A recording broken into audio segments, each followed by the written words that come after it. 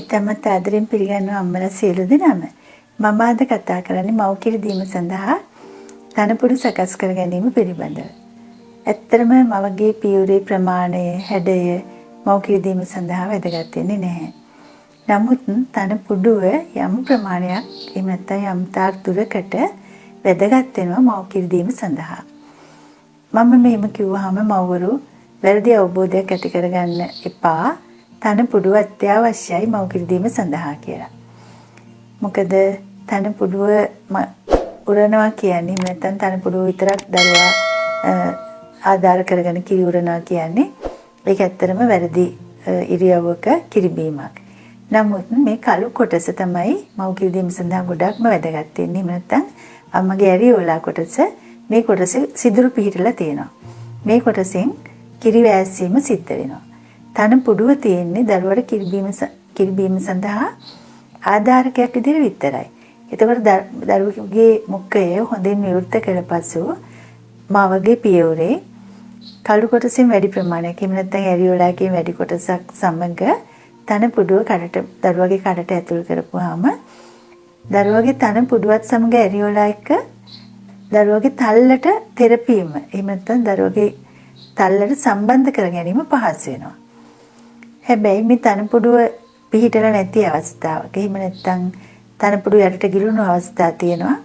ඒ වගේ අවස්ථාවක අපිට දරුවව පියවරට සම්බන්ධ කර ගැනීම යම් දුෂ්කරතා ඇති වෙන්න පුළුවන්. මොකද දරුවගේ කටින් ඇරියෝලා කොටසත් ලිස්සලා යනවා. එහෙම නැත්නම් දරුවට කෙල්ලේ සම්බන්ධ වී සිටීමට නොහැකි අවස්ථා අපිට දැක ගන්න ලැබෙනවා. ඉතින් මේ නිසා මම අද කල්පනා කළා මේ තනපුඩුව සකස් කර ගැනීම එහෙම නැත්නම් මේ තනපුඩුවේ ඇති විවිධත්වය පිළිබඳව අම්මලාට කියලා දෙන්න. ඒතකොට සාමාන්‍යයෙන් අපි පියවරක් ගත්තාම ඒ පියවරේ මෙන්න මේ ආකාරයට මෙහෙම ගත්තොත් අපි මාංශ පේශි එහෙම නැත්නම් පේශිස් කොටස තියෙනවා. ඊට පස්සේ ඇරියෝලා කොටස කියන්නේ කළු පාට කොටස. ඊට පස්සේ ඉදිරියට මේ ආකාරයට තනපුඩුව තියෙනවා. එතකොට මේ පියවර මෙතන මේ ගත්තොත් මේ පියවර අපිට සාමාන්‍ය පියවරක්. මේකෙන් අපිට දරුවට කිරි දීම ඉතාමත් පහසුවෙන් කරගෙන යන්න පුළුවන්. මොකද තනපුඩුවත් එක්ක ඇරියෝලා කොටසෙන් වැඩි හරියක් දරුවගේ කටට සම්බන්ධ වුණාම එයාගේ තල්ලට හොඳින් තෙරපිලා මේ ආකාරයට හොඳින් සම්බන්ධ වෙලා මව්කිරි දීම සාර්ථකව කරගෙන යන්න පුළුවන්. තවත් පියවරක් සමහර මව්වරුන්ට පිළිටනන්න පුළුවන්. ඒ කියන්නේ තවත් පියවරක පිළිටන ස්වභාවයක් තමයි තනපුඩුව. මෙන්න මේ ආකාරයට. දැන් මෙතන මාංශ පේශි තියෙනවා. පේශිස්තර ඊට පස්සේ ඇරියෝලා කොටස. එහෙම නැත්නම් මේ කළු කොටස. ඒතකොට මෙතනදී අපිට තනපුඩුවක් දකින්න නැහැ. දැන් මේ පැත්තට බැලුවත් මෙහෙම බැලුවත් පේන්නේ මෙහෙම ඇරියෝලා කොටස විතරයි. අපි මේ පියවරට කියනවා ෆ්ලැට් නිපල්ස් කියලා. ඒ කියන්නේ නිපල් එක පේන්නේ නැහැ. එතකොට ඇරියෝලා කොටස විතරයි තියෙන්නේ. ඉස්සරහට ඉදිරියට නෙරපු තනපුඩුවක් අපිට දකින්න ලැබෙන්නේ නැහැ. මේ කොටස ෆ්ලැට්. එතකොට මේ වගේ පියවරකින් කිරි දෙන්න පුළුවන්. මොකද මේ ඇරියෝලා කොටසේ සිදුරු පිහිටලා තියෙනවා. මේ ඇරියෝලා කොටස හොඳට මෙහෙම අල්ලපුවාම ඉදිරියට තෙරපලා අපිට ගන්න පුළුවන්. දරුවා හොඳින් මුඛය විවෘත කරපුවාම මේ විදිහට කටට සම්බන්ධ කරගන්න පුළුවන්. මේකට කිරි දෙන ක්‍රමය හැබැයි අපි ටිකක් පුරුදු වෙන්න ඕනේ. මොකද දරුවව හුරු කරන්න ඕනේ. එයාගේ හොඳින් කට මුඛය විවෘත කරපුවාම පියවරට සම්බන්ධ වෙන විදිය අපි දරුවව හුරු කරන්න ඕනේ. අම්මා පියවර අල්ල ගන්න විදිය. එතකොට විවිධ ඉරියව් වලින් අපිට අල්ල ගන්න පුළුවන්. අතට යටින් අරගෙන එහෙම නැත්නම් අත දෙකේ අරගෙන අපි කොයි විදිහටද බබාට ගැලපෙන්නේ කියලා මේ වගේ පියවර මේ නිපල් එකක් තියෙන අම්මා කෙනෙකුට පියවරක් සහ නිපල් එකක් තියෙන අම්මා කෙනෙකුට අපි පුහුණු කළා තමයි රෝහලෙන් මුදා හරින්නේ. එතකොට අපිට මේ වගේ පියවරක් තියෙන අම්මා කෙනෙකුට ගර්භණී කාලේ සිට තනපුඩුව සකස් කර ගැනීම යම් තාක් දුරකට කරන්න පුළුවන්. මොකද මේ කළු පාට කොටස අපි මේ ඇඟිලි වලින් ඉදිරියට තෙරපලා තනපුඩුව ස්ථානයේ තියෙන ස්ථානයේ මේ විදිහට රෝල් කරලා ඉදිරියට ඔහොම රෝල් කරමින් තුලින් මෙතන මේ කළු පාට කොටස තනපුඩුවක් විදිහට සකස් වෙන ක්‍රමක්‍රමයෙන්. එතකොට ඒක දවසකට දෙසරයක් විතර අම්මා නානකොට ඇඟ සෝදනකොට සබංගාල මෙහෙම කළා චුට්ටක් අපිට උන් ඉස්සරහට ඉදිරියට ඇදලා හදා ගන්න පුළුවන්. එහෙම නැත්නම් ක්‍රීම් මාර්ගයක් එහෙම නැත්නම් ඔයිල් වර්ගයක් කියන්නේ ඔය ඔලිව් ඔයිල් වගේ දෙයක් මෙහෙම තවරලා ඇරියෝලා කොටසේ චුට්ටක් ඉස්සරහට මේ විදිහට ඇඟිලි දෙකෙන් තෙරපලා තනපුඩුව ඉදිරියට අදින්න පුළුවන්. එතකොට මේ විදිහට සකස් කරගන්නකොට තනපුඩුව ඉදිරියට නිරන්න පටන් ගන්නවා. ඒ වගේම තමයි දරුවා ලැබුණු පසු මේ ඇරියෝලා කොටස දරුවා ඇරියෝලා කොටසට හොඳින් සම්බන්ධ වී දරුවා කිරිඋරා බීමේදී මේ මෙතන ඉදිරියෙන් තනපුඩුවක් වගේ දරුවට අල්ල ගන්න පහසු ආකාරයට තනපුඩුව සකස් වෙනවා. එතකොට මේ වගේ පියවරකින් අම්මා කෙනෙකුට පුහුණු වීම තුලින් කිරි දෙන්න පුළුවන්. මේක අම්මා ටිකක් පුරුදු වෙන්න ඕනේ. බබාව අල්ල ගන්න විදිය, පියවර සම්බන්ධ කරගන්න විදිය අම්මා හොඳින් පුහුණු වීමෙන් පස්සේ මේ වගේ පියවරකින් සාර්ථකව මව් කිරි දීම සිද්ධ කරන්න පුළුවන්. තවත් පියවරක් තියෙනවා. තවත් සමහර මව්වරුන්ට පිළිහිටන ක්‍රමයක් තමයි මෙන්න මේ විදිහට. මේ විදිහේ පියවරක දැන් මෙතන දැන් පේශි ස්තරය තියෙනවා. ඊට පස්සේ මේ ඇරියෝලා කොටසේදී ඇරියෝලා කොටසින් අග ඉස්සරහා තනපුඩුව තිබෙන කොටස ඇතුළට නිරා ගිහිලා තියෙනවා. එහෙම නැත්නම් ඇතුළට ගිලිලා තියෙනවා. මෙහෙම ඇතුළට ගිලිලා තියෙනවා. එතකොට මේ වගේ මේ ගිලුණු තනපුඩුව එහෙම නැත්නම් මේ ඉන්වර්ටඩ් නිපල් කියලා කියනවා අපි. මේ වගේ තියෙන පියවරකින් කිරි දීමත් අපිට පුරුදු වීම, හොඳින් පුරුදු වීම, පුහුණු වීම තුලින් කරගෙන යන්න පුළුවන්. එතකොට මේ වගේ පියවරකදී දැන් අපිට අර ඉස්සලා ෆ්ලැට් නිපල් එකක් අපි ඉදිරියට ඇදලා හදාගත්තා වගේ මේක චුට්ටක් අතින් අදින්න අපිට මෙහෙම අතට අහු වෙන්නේ නැහැ. අපිට මෙහෙම රෝල් කරලවත් අල්ලලා ඉදිරියට ගන්න අතට අහු වෙන්නේ නැහැ. අපි මේකට පොඩි උපක්‍රමයක් යොදනවා. ඒක අපිට අතින් ඇඟිලි වලින් අල්ලන්න බැරි නිසා මේ ඇතුළට තනපුඩුව ගිලිලා තියෙන්නේ.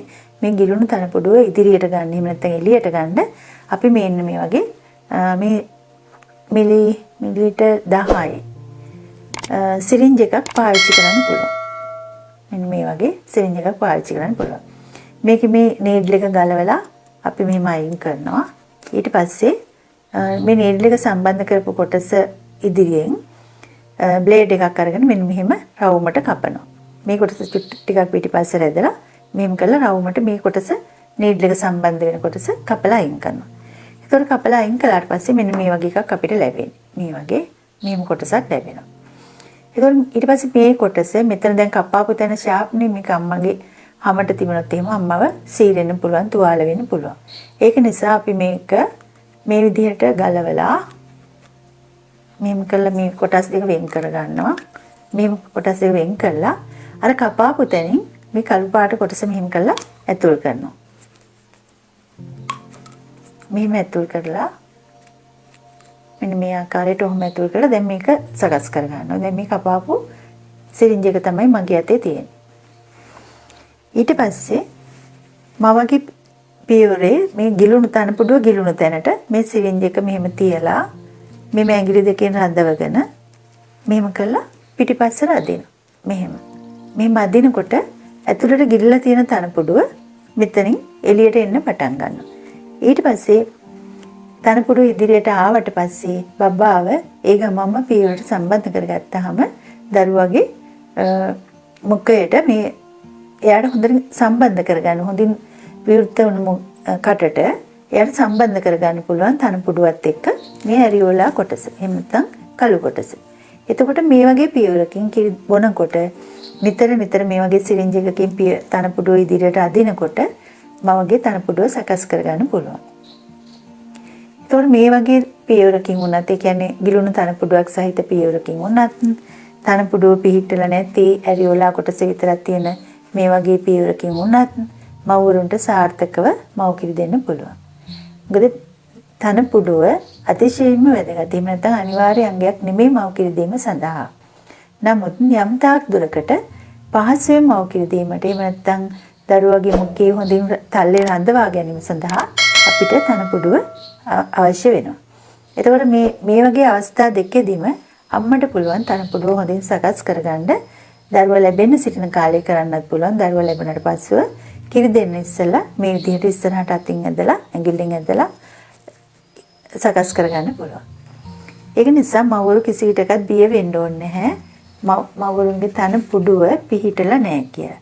එතකොට මම දැන් මේ කියා දීපු ආකාරයට තනපුඩුව සකස් කර ගැනීම තුළින් මවට දරුවාට කිරි දීම හොඳින් කරගෙන යාමට පුළුවන්. ඉතින් මම හිතනවා ඔබට මේ දේවල් වැදගත් වුණා කියලා. මම නැවතත් ආදරණීය අම්මලාගෙන් ඉතාමත් ආදරෙන් ඉල්ලා සිටින්නේ පියවරේ හැඩය ප්‍රමාණය, එතකොට තනපුඩුවේ ප්‍රමාණය, තනපුඩුවේ පිහිටීම මොන ආකාරයකින් තිබුණත් දරුවට මව් කිරි දීම සාර්ථකව කරගෙන යන්න පුළුවන්. ඒ සඳහා ඔබට පුහුණුව ලද සෞඛ්‍ය කාර්ය මණ්ඩලයේ සේවය අවශ්‍ය වෙනවා. විශේෂයෙන් පෞල් සෞඛ්‍ය සේවා නිලධාරිනිය, රෝහලේදී හෙදිය, මව් කිරි කළමනාකරණ හෙදිය, ඒ වගේ ඔබට ඒ වගේ අවස්ථාවක උදව් ගන්න පුළුවන් බොහෝ පිරිසක් ඔබ අවට සිටිනවා. ඉතින් ඔබ සිත් ඇවුලට කනස්සලටපත් විය යුතු නැහැ. ඔබගේ පියවරේ නැත්නම් තනපුඩුවේ හැඩය ප්‍රමාණය පිහිටීම මේ කිසි දෙයක් මව් කිරි දීම සඳහා බාධාවක් වෙන්නේ නැහැ. නමුත් ඔබට යම් කිසි ගැටලු සහගත අවස්ථාවක් ආවොත් ඒ සඳහා ඔබ පුහුණු සේවක මහත්මියකගේ සේවය ලබා ගැනීම අනිවාර්යෙන් කරන්න ඕනේ. ඉතින් මම හිතනවා ඔබට මේ දේවල් වැදගත් වුණා කියලා. අපි නැවතත් දවසක හමු වෙනවා. අයිබෝන්.